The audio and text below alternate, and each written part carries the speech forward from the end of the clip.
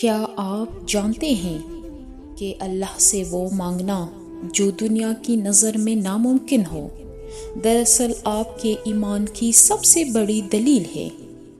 جب اسباب ختم ہو جائیں، جب راستے بند نظر آئے اور جب دنیا کہے کہ اب کچھ نہیں ہو سکتا، ٹھیک اسی مقام پر کھڑے ہو کر رب سے معجزے کی امید رکھنا ہی سچا توکل ہے۔ ہم اکثر دعا مانگتے ہوئے ڈرتے ہیں، ہم اپنی عقل کے مطابق مانگتے ہیں، یہ سوچ کر کہ شاید یہ ملے گا یا نہیں۔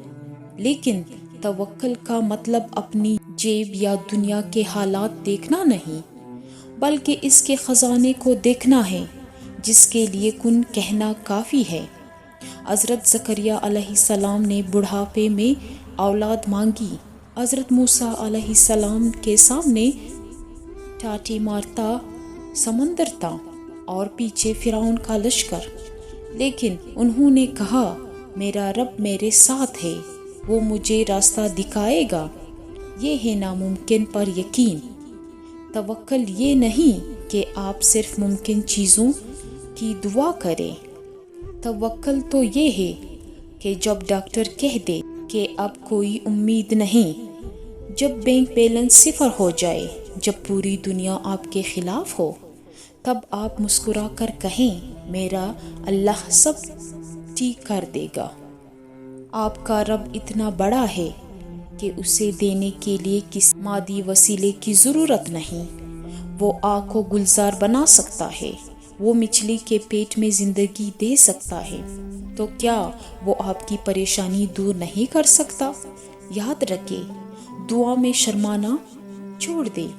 چھوٹی چیزیں تو سب مانگتے ہیں، آپ وہ مانگے جو آپ کی پہنچ سے باہر ہے، کیونکہ جو آپ کے لیے ناممکن ہے وہ اللہ کے لیے صرف ایک لفظ کن کی دوری پر ہے۔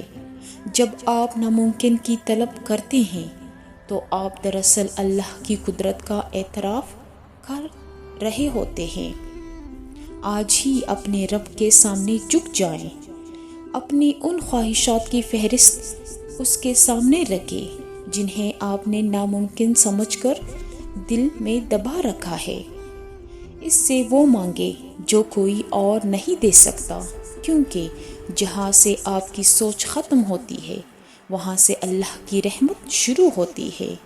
اگر آپ کا یقین پختہ ہے تو معجزے آپ کے دروازے پر دستک دیں گے، انشاءاللہ۔